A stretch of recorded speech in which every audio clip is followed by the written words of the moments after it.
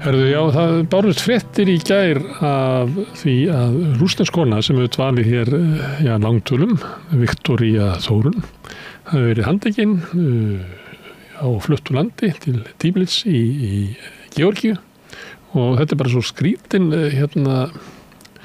skrítin atburður að fá hingað Ölmu Gunnlaugsdóttur, vinkonu hennar, getið sagt. Já. Til þess að segja mér bara hvað gekk þarna á?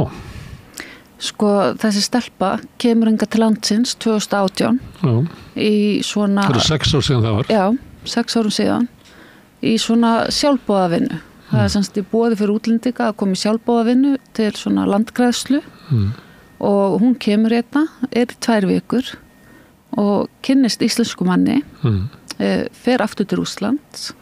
Þessi maður fer á eftir henni og biður hann að koma heima sér. Þau giftast. Þetta er ofbeldismaður. Hann er á sakaskrá sem er ástæða fyrir því að hún fær ekki landvistarleyfi. Eins og hún myndi fá... Eins og hún myndi venjulegast fá sökum hjúskapar. Já. En þarna ákveður hvað þá útlendingastofnun að hún fái ekki... Að hún fái ekki landvistarleyfi. Það sem að maðurinn er ekki... Það sem að maðurinn hennar er á sakaskrá. Veitu hvaða reglur eru það? Þekkir það? Nei, það er stóra spurningin. Já, ekki getur hún borið ábyrgð á því? Nei, hún getur ekki borið ábyrgð á því sem að maðurinn hennar gerir og hún hafði ekki vitund þetta einu sinni. En þetta er ofbeldismaður og hún fer frá honum 2020 og fer norður þar sem hún vinnur á sveitabæ í bara stuttan tíma þar sem ég kynnist henni. Og hún er að vinna í því að sækja atvinnuleyfi og landvistarleyfi og ég býð hennar að aðstoða hana, taka hana með mér til Reykjavíkur og fæ pappa minn til þess að taka hana að sér eða gista hjá sér og þetta dregst á langinn þannig að þessa viku sem átti að vera hún verður að 5 árum og allan þennan tíma höfum við sendt umsóknir til útlendingastofnunar, tala við Alþingi, við höfum farið allar leiðir til þess að fá landvistarleyfi, atvinnuleyfi. Og viðbröðin eru hver? Bara stungið, bara onni skúfu. Computer say no. Já, bara algjörlega.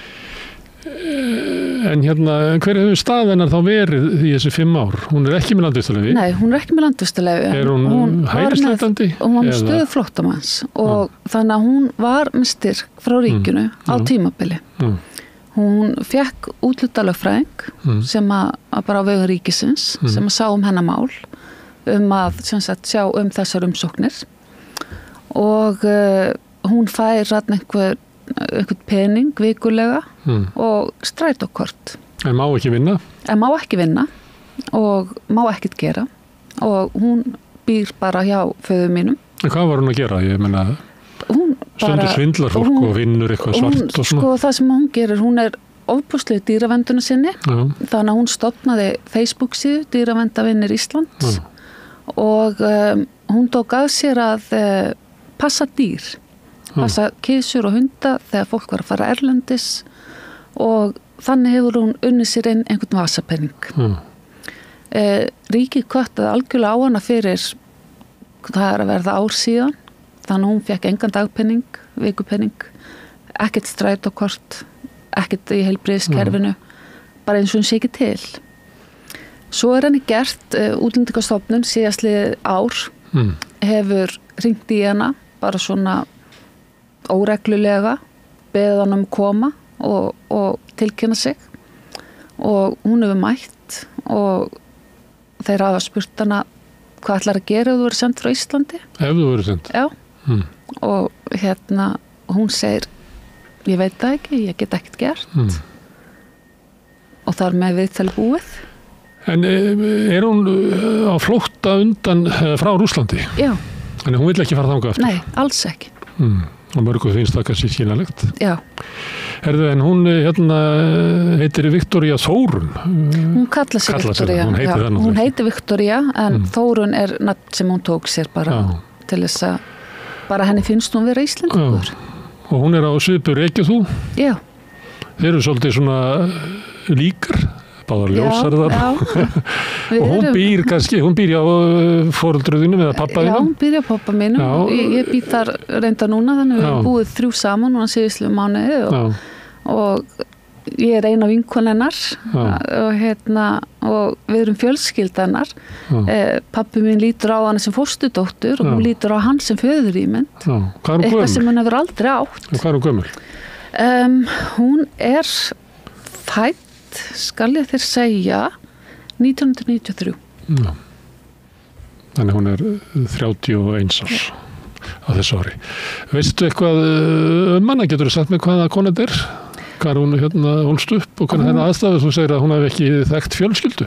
Hún þekkti pappa sinn ekki. Og hún hefur talað voðalega lítið fjölskyldu sína. Hún var ofboðslega brotin þegar hún kom til okkar og hann hefur blómstrað þessi ár, fundið öryggi, átt fjölskyldu í fyrsta skipti, vini og hún á enga vini í Rússlandi, hún á enga fjölskyldu, hún er ekki samskiptu við móður sína, þannig hún á engan í Rússlandi, engan samanstað, engan sem hún getur leita til, ekki neitt. En hún hefur sótt dvalarleyfi og hún hefur sótt ríkisborgararétt. Já. Og alltaf fengið höfnun. Hún hefur fengið höfnun. Útlendingastofnun hefur komið með ýmsar athugasemdir og mjög góðar athugasemdir sem eru henni í hag, sem á lögfræðingurinn hennar hefur bara ekki tekið nógu vel á, bara segja eins og er. Og hann hefur ekki bara staðið sig eins og hann hefði átt að gera. Leið og ríkið hætta borgunum, það var eins og væri ekki til. Engin aðstoð, ekki neitt. En af hverju hætti ríkið að borgunum? Af því að þeir hættu bara algjörlega með hana. Þegar hún væri búin að fá þá bara nei? Já. Það var bara allt klippt á allt? Já, klippt á allt. Já, engin samanstæður, engin peningur, ekki strætókort, ekki neitt. Og henni er sagt að fara að landi, brott? Og henni er sagt að fara, henni er sagt að fara að landi, en svo fær hún bréf núna 19. nóvember. Þar sem að henni gert að tilkynna sig til lögreglu 3 í viku eða að verða handtekinn. Og svo lestu hans lengra niður bréfið að þá segir hún að ég tilkynna sig 5 sinnum í viku. Og þetta er lögreglustöðin í Hafnarfirði. Og hún gerir þetta samverksamlega. Það er svo 3 vikur. 3 sinnum, já. Þeir segja við hana farðu eftir hennu fyrra, 3 sinnum. Hún fer á lögreglustöðin í Hafnarfirði og þeir eru ekki hugmynd hvað hún er að gera þarna. Þannig hún kemur bara inn og þeir vita ekkert. Þeir eru ekki hugmynd. Og hún biður á að skrá að hún hafi verið þarna? Nei, hún fær enga skráningu. Það er ekki skráð að hún mætir til þess að tilkynna sig. Þeir bara snúa sér að því öðru. Já, svo kemur hún í annarskiptið og ákveður að taka þetta bréf með sér sem hún fekk sent. Og faðir minn er búin að hringja í ríkislögreglustjóra sem sendi bréfið. Þeir neita fyrir að hafa sendt þetta bréf. Það er ekki undir þetta af einstaklingi, heldur bara sérfræðing. Þeir neita að gefa upp hver það er og bara neita fyrir bréfið, bara í heild sinni. Bréf sem við erum með fyrir framan okkur. Og í annars skipti þegar hún mætir, kemur hún með þetta bréf og sýnir lögreglunni. Og síðan bara núna, þegar hún tilkynni sinna á mánudaginn, þá er hún bara handtekinn. Þannig þá bara voru að bíða eftir henni og leið hún mætir og þá er hún handtekinn. Já, þeir vita hún mætir. Þeir vita hún er búin að mæta samlega alla daga.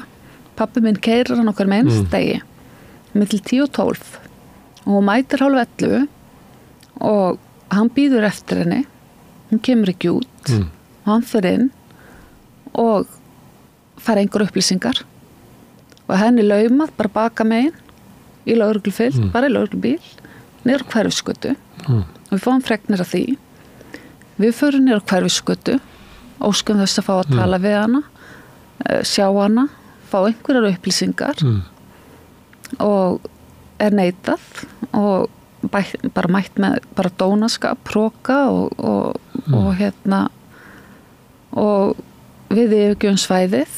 Þeir segja að við getum komið með tösku til hennar sem ég geri síðar kvöldið og tösku til þess að hafa dót í fangelsinu eða ertu að pakka fyrir langferðu? Þeir nefnilega láta þetta hljóma sem ég segja að koma með tösku bara með tampusta og svoleiðis sko. Þannig að ég kem þarna 9:00 og lögreglustöðin lokuð. Lögreglustöðin á Hverfisgötu bara lokuð. Ég hélt að lögreglustöð, þú veist, á höfuðborgarsvæðinu þau opna alltaf sólarhringinn. En hún lokuð, en ég stend þarna og hringi bjöllunni og það bara vill svo til að það kemur maður út hliðardyrnar og opna fyrir mér og hleypi mér inn. Það sem að gleri, það sem að bara inn á stöðuna. Og þá kemur lögreglan niður og spyr hvernig ég hafi komist inn. Og þessi maður fer út en þar sé hann að komast inn aftur, þannig ég opna fyrir honum. Og ég segi þeim að þessi maður hafi hleypt mér inn og hann horf bara á það og segir, ég er engin dyravörður, hann var þetta lögfræðingur.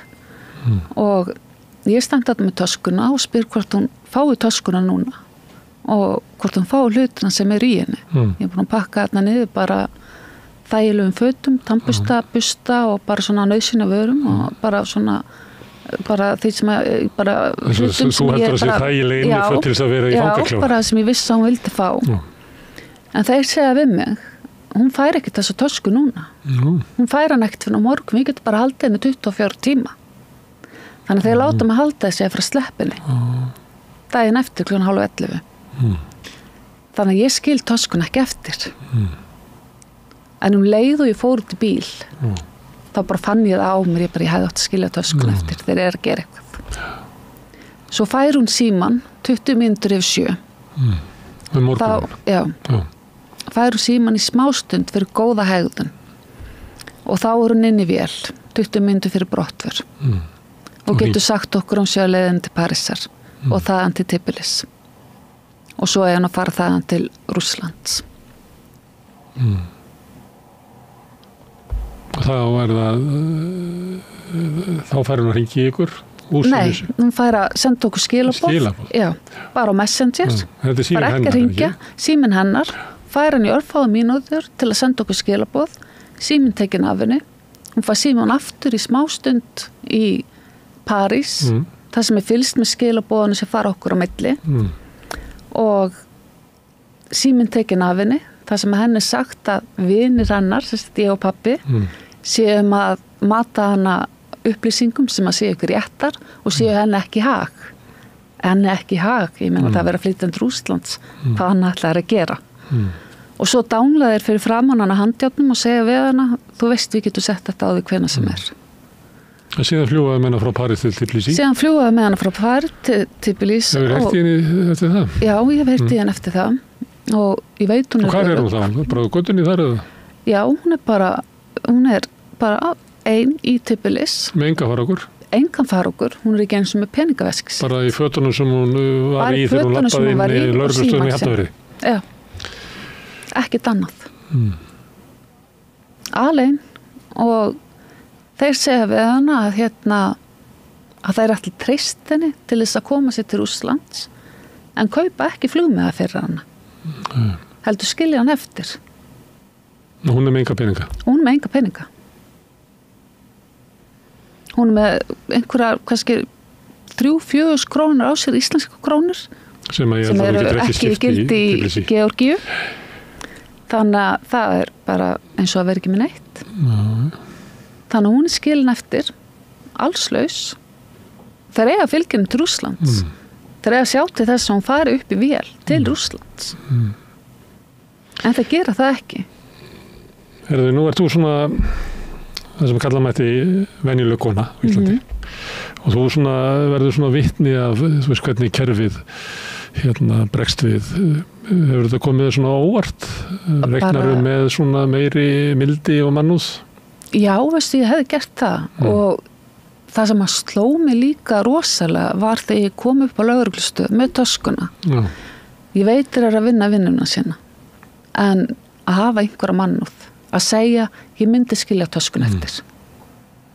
Ekkert meira en það. Þú veist, þeir ekki að gefa neitt upp. Bara segja, ef við væri þú, skildu töskun eftir. En svona, nú er þetta búið að vera mörg ár, 5 ár. Já. Hefur þú búist við því að svona einn daginn þá væri bara þetta heyrðu, þetta bara Já, veistu að ég held að einn daginn Við getum ekki staðið þessu Já, ég held að einn daginn neitt skaðið af því að þessi kona fá að vera hérna mál okkar Ég meina þetta er kona sem að vill ekkert meira heldur en að vinna fyrir sér fá sér íbúð kynnast manni, eiga líf Á hverju komum til Íslands? Tengdist hún eitthvað Íslandi eða hverju valda það að koma í sjálfboðalega starf á Íslandi? Þetta var bara auglýsing sem hún sá og hún hafði bara áhuga á Íslandi og ákvaða að skella sér og það var engin ástæða, hún hafði engin tengsl og bara fannst Ísland fallegt land, vildi kynnast því og bara varð ástfangin að landinu og varð ástfangin að þessu manni sem var ástæðan fyrir því að hún kemur tilbaka og svo þetta búið að velkjast í kerfinu þetta stungið í skúffur og fólk þykist ekki að fengi bréf og pappin hefur staðið öll þessi ári í þvílíkum bréfaskriftum með lögfræðinga talandi við ríkislögreglustjóra lögregluna, útlendinga eftirlit og síðast þá semst áttur að sækjum hjá útlendinga eftirlitinu því var breytt að þú áttur að sækjum núna hjá Alþingi nú er því aftur breytt þannig að nú á umsöknu að fara til útlendinga eftirlitsins og svona gengur þetta bara En hvað árið hefur þetta haft á hana? Nú hefur hún kannski viljað og er ung kona og rekna með því að bara lífið verið að byrja en núna hefur hún eiginlega verið svipt í að geta unnið og verið í svona einangrun og Þetta hefur haft ofboðslega áhrif á hana og sérstaklega þeir hafa beitt hana ofboðslegum, sérstaklega núna svona síðastliðin 2 ár, bara skertaktiks ringjandi í hann í tíma og ótíma, hótandi henni við erum að fara að flytja þau á land á morgun við erum að fara að gera þetta við erum að fara að gera hitt þú þarf að koma nýra á lögreglustu núna og svona fær hún síntöl endalaust Þannig hún hefur ekki getað hort eins og fram á næsta dag hún getur ekki eins og hort fram á næsta dag þannig hún er ein taugarhrúga hún er skítrætt að lögreglan komin heim bara hvenær sem er og handtaki hana og það þurfa að tilkynna sig 3-5 sinnum í viku þegar þeir vita hvar hún býr hún er ekki í felum engin ástæða fyrir hana að tilkynna sig ekki nokkur En var henni boðið að fara sjálf á landibrott? Já, henni var boðið það. Og ég ekki komið ykkur reglur það að fólki borgað fyrir að fara? Var henni boðið það? Nei, hann var ekki boðið það. Nei. En hverju svarar hún þegar hún er sögð að þú ert búin að fá neitun hérna en nú verður að fara á landibrott og hvað segir hún þá? Það sko pappi hefur séð allt samskiptin þannig að því hefur bara verið hafnað og við bara verum með lögfræðing sem að sér þessi mál og sér að svara þessum bréfum og svara þessum hótunum og bara beðum upplýsingar á hvaða forsendum það er ólöglegt að senda hann til Rússland það er ekki framsal samningu þarna á milli En eru Rússar ekki að biðja hana? Nei, þeir eru ekki að biðja hana en það ætti hún að hættu að vera handtekinn þegar hún kemur til Rússlands hún er búin að vera mjög opinská ástandi í Rússlandi sem við vitum öll að er ekki gott að hún ætti að mikill að hættu að vera handtekinn Hvernig heyrðir í henni síðast? Ég heyrði í henni síðast í dag Og hún er með þarna örfáar íslenskar krónur farsíma, er hún hlæðsundtæki? Já, ég heldur sem hlæðsundtæki Þannig að hún getur hlaðið síma Já En þetta er ótrúlega saga Þannig ég vona að ég veit ekki hver er þín von hvernig getur þetta endað vel? Ég vona að þetta sé ólöglegt það sem þeir gerðu að skilja hann eftir í Georgíu og ég tel það að vera ólöglegt ég tel þetta sambarlegt því sem þeir gerðu þegar þeir vísuðu manni og landi sem var skilin eftir í Grikklandi og var sóttur ég er að vonast til þess að það gerist Og er eitthvað að reka það mál gagnvart íslenskum stjórnvöldum? Já, við erum með lögfræðing og síðustu 2 daga erum við bara búin að vera þetta er bara það eina sem við erum búin að vera að gera það er einbeitt okkur að þessu máli gera allt sem við getum reyna verndana, reyna að koma inn í skjól reyna að koma aftur til landsins. Alveg, ég vona að það gangi vel að heimta aftur vinkonuna þína. Takk fyrir það. Kæra þakki fyrir að koma hingað og segja frá þessari ótrúlegu sögu. Takk fyrir. En við ætlum að sitja hérna áfram við rauðaborðið og reyna að skilja þetta samfélag sem við lifum í og verður kannski alltaf óskiljanlegra. Sjáum til með það næsti kafli eftir augnablik. Allir þættir Samstæðvarinnar eru fáanlegir á öllum helstu hlaðvarpsveitum.